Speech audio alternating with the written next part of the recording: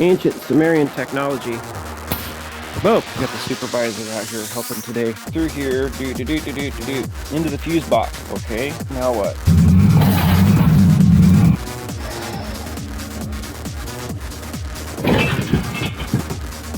Perfect.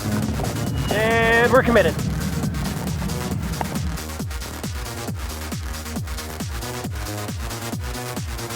I think the time has come to start doing some gears here. I got the Revolution gears and set up for the rear for the 8.25. I got a an open carrier here that I'm going to weld. I took the guts out. I got them outside soaking in some brake parts cleaner. So what I'm going to do is pull these bearings off of here and take this and clean it up real good so that I can go ahead and weld the gears. Also, I'm going to have to cut a notch into the rear, the ring gear to get the pin in and out. So, riveting content. So this is going to get loud. That's not the right one. I already know there's somebody in the comment section thinking, why don't you buy a Milwaukee? Shh.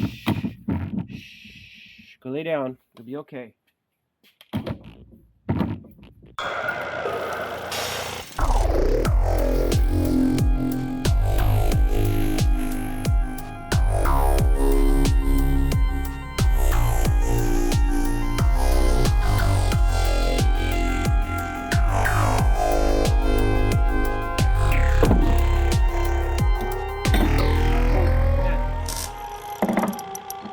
Smell old burnt oil. It's like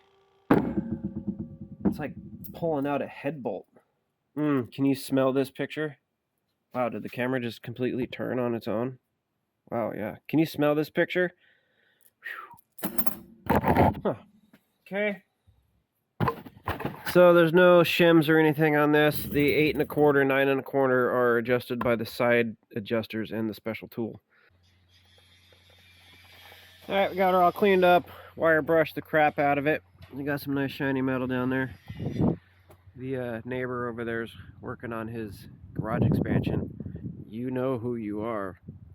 So we're going to take this in and tacky weldy, burny melty.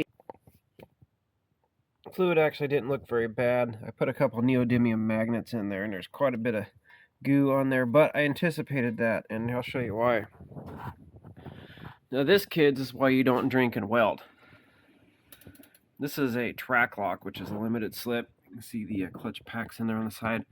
So I just kind of, you know, got a couple White Claws in me and just kind of, you know, fed it the wire. Look at how big that pinion is. That's one of the reasons why I went with the 8 1/4 instead of doing it 10 44. Even though I have one sitting right there, but that's besides the point.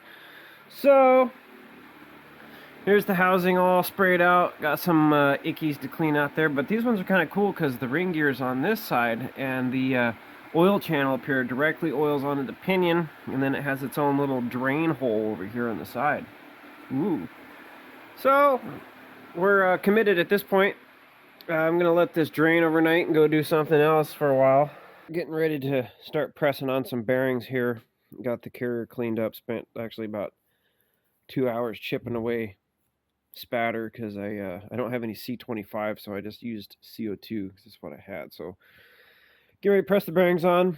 Here's the pinion bearing. It's actually quite large. Here's a Dana 70, 70U actually bearing. So see just how close of a comparison that is. This is a pretty hefty bearing here for the inner pinion. So I'm going to press on these bearings in the press, and then I need to pull the pinion bearing off of the old pinion so I can measure the shim there. This is a good starting spot. So go ahead and get these bearings pressed on. Then I have to put the ring gear on, and I'm going to have to file down a portion of one of the teeth in order to get this thing in there. So I got my surface all nice and cleaned up here. Used a flat file, just kind of went over it, and then I went through with a chainsaw file and just kind of went through the holes to make sure there's no burrs or anything in there. So yeah, good stuff, making progress. Okay, we got our carrier bearings pressed on there. Now I'm going to set the ring gear on there so I can figure out which teeth I need to grind down. But this is drilled for standard, 8 1/4, and then it's also drilled for Grand Cherokee, so they have a slightly bigger hole here. So we're going to be using the smaller holes. These are reverse thread too, so something to be aware of. I took this out, sprayed it down with brake parts cleaner, got it cleaned up a little bit. I don't want to break all of the oil off of it, but now I'm going to take a flat file. I'm just going to go around this circumference here and make sure there's no high spots, and then set it on there. So here's the next problem we got to solve. The 456 and 488 gears are much thicker, and it prevents the pin from going in. Now on non-C-clip axles, this is not a issue, but on a C-clip axle like this one it is. So we either got to pick grinding on 2 teeth, or do we grind on 1 tooth? There's not a whole lot that needs to come off of there, but I think I'm going to pick to grind on 1, just because I don't want to do any more damage to this than is absolutely necessary. So there's some guys that will take the pen itself and put it in the mill and grind it flat, but I don't have that tool here with me right now, and I need to get this out of here because I got appointments over the next couple days. So I think what I'm going to do is mark this with a Sharpie and take it to the grinder and have at it, see what happens. Got the trusty old Porter cable with the DeWalt battery on it, and I'm just kind of cutting at this real gently because I know that these gears are heat treated and I don't want to mess up any of that heat treating, so I'm just kind of hitting it a little bit and letting it cool. I don't know how well that's going to come out, but just being very gentle with it. Well, I ground on this quite a bit, as you can see there. Maybe we can see there. And I just got to the point where I was just taking off too much tooth. What I ended up doing was, since this is welded, this pen is only really responsible for holding in the C-clip. So I took it to the grinder and connected all of these flat spots here, because even with this much removed, watch, it's gonna get stuck. See, it's still really close there. So I didn't want to take any more of that tooth off for obvious reasons, because there's not going to be any tooth left if I keep grinding on it. So you can't grind. I mean, if you were to grind the pen down, it would take that much of it off, quite a bit. But see, it still barely clears. So I didn't want to grind any more of this tooth off.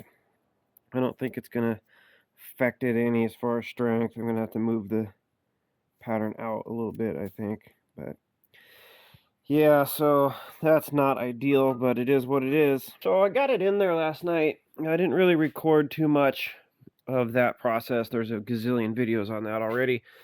But I got the first pattern ran, and it's a little shallow, so I'm going to have to move it a little bit deeper. What?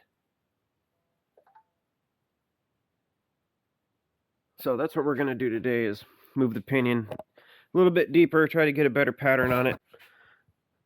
So I ended up just using the old front bearing and just kind of ground it out with the zippy grinder, to make a setup bearing. I won't say it's a setup bearing, but just something to make it easier to pull on and off, because I'm gonna have to pull this out a few times to make this all right. But here's what I got for my original pattern.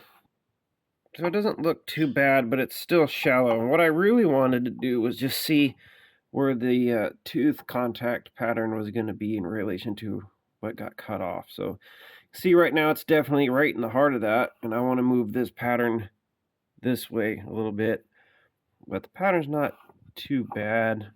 It needs to be a little deeper.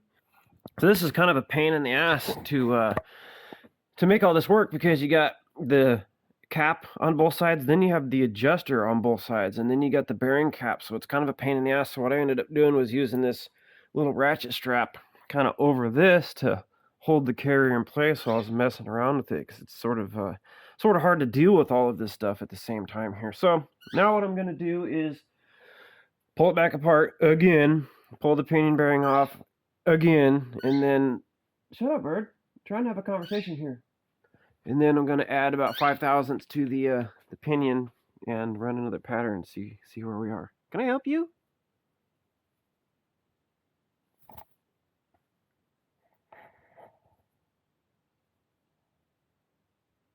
Really? That's it? Okay. Okay, so here's the factory shim. This is like a 26, 28, something like that. And I ended up with 35 in there. So we're going to push the pinion in a little bit, see what we get here. All right, got the pinion put in. It's a little bit tighter than I'd like to be. It came out to about 22 inch-pounds with the seal. So, I mean, that's a little tighter than I'd like it to be, but I already ruined one crush sleeve trying to sneak up on this this spec here, but I just way overshot it. You know, just a little bit on the breaker bar turns out to be a lot more than you'd think. So everything's fresh in there, new seal. I did put oil on the seal, but you know, there's a little bit of friction there. So I think I'm going to run it at 20 and move forward with getting the rest of this stuff put back together here. Getting this all put back together, the pattern ended up coming out okay. Not ideal, but yeah, it's about as good as it's gonna get. I could sit here and mess with it for hours and hours and hours, but it's a pain in the ass to put that together and take it apart. Got it all put back together. Really wasn't much worth recording there. It's just putting it back together. I ended up putting U-joints in it because I noticed when I went to put the drive shaft back in, the rear joints were pretty dry and they're not greasable. So I had shaft U-joints on the shelf, so I just went ahead and threw them in. I went and put 15 miles on it, and now it's in the cool down phase. So I think we're good. We're going to start on the front when the setup kit for that gets here.